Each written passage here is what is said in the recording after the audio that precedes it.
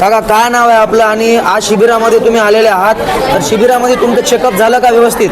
माझं नाव भैरोबा इटरराव शिरकुले, राहणार कामारी, तालुका हिमायतनगर, जिल्हा नांदेड. या शिबिरामध्ये पूर्ण तपासणी झालेली आहे. काय त्रास होता तुम्हाला? मला पॅरेलिस मुंग्या येत होत्या अंगाला. आता तुम्ही शिबिरामध्ये आल्यावर काय विलाज झाला, कशी तपासणी झाली? डॉक्टरनं चांगल्या प्रकारे तपासले आणि गोळ्या आणि मेडिकल दिले. इथून आता इथं तपासणी झाल्यावर मेघे सांगवीला नेतात असं म्हणजे माहिती आहे. तुमची तयारी आहे का तिथे? पुढची तयारी आहे. जास्त तर सिरियसली पेशंट असतील ते म्हणजे MR त्या पेशंटला ते नेऊन तिथं व्यवस्थितशीर ऑपरेशन वगैरे करतात. नॉर्मल असतं तर येतात डॉक्टर साहेब, गोळ्या देऊन भागवतात. बोला ना. या शिबिरामध्ये येऊन तुमचं समाधान झालंय का? बिलकुल 100%. हे शिबिर म्हणजे आमदार बाबूराव पाटील कोळीकरांच्या प्रेरणेनं झालेलं आहे.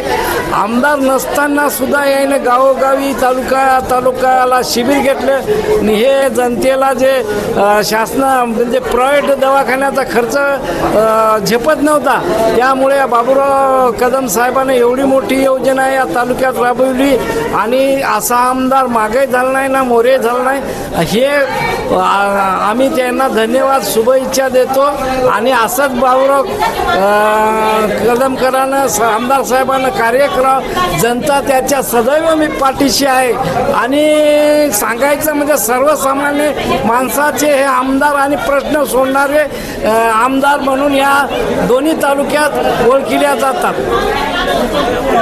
तुम्हाला पॅरालिसिस झाला असं तुम्ही म्हटलात, कोणत्या अंगाला झालं शरीराच्या? डाव्या बाजूला. तुमच्या डाव्या बाजूचा हात हालत नाही का? हालत नाही. अपेक्षा आशा आहे का दुरुस्त होईल म्हणून? बिलकुल 100% भरोसा आहे. दुरुस्त होईल.